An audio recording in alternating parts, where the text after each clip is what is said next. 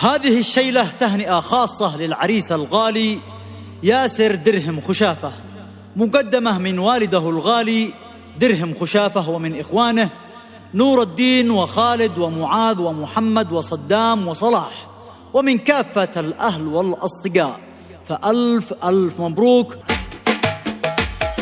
سلام الهبة والجود في السر والعلن، وأجمل تحية خاصة لأصحابنا الكرام، لحسن الوفا والعز من غابر الزمان، ولا زال شامخ صرح أجدادنا القدام، لياسر خشافة نجم بعدان واليمن، وفي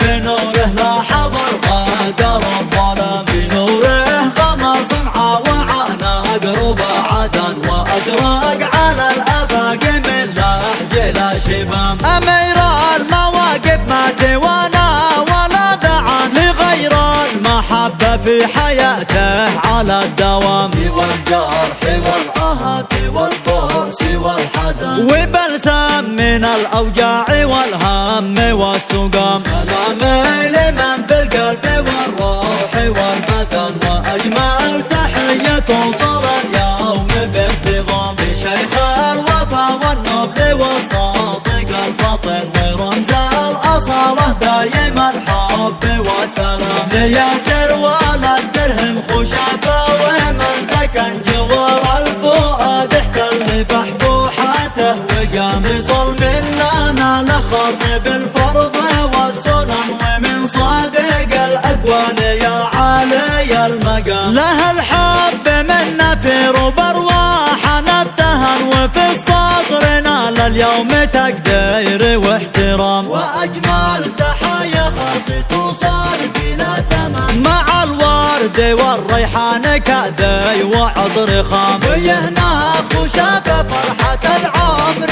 والزمن، وربي دايما الود والحب والوئام، تهاني مال الدنيا من العود إلى عدم، ومن إيد نهديها قوافل إلى شبام، قوافل نوزعها على فرحة الوطن، وبهجة سمانا والشماريخ والغمام، لنجمل مسر من رأى نورها اتهن، وزال الأذى والهم والحقد والخصام، ونسنس نسيم الجو روعات له وفن، ولوحة جميلة فاتنة تبعث الغرام، تزين لياسر بالزغاريد والشجن، وتهدي لقلبه صادق القول والكلام.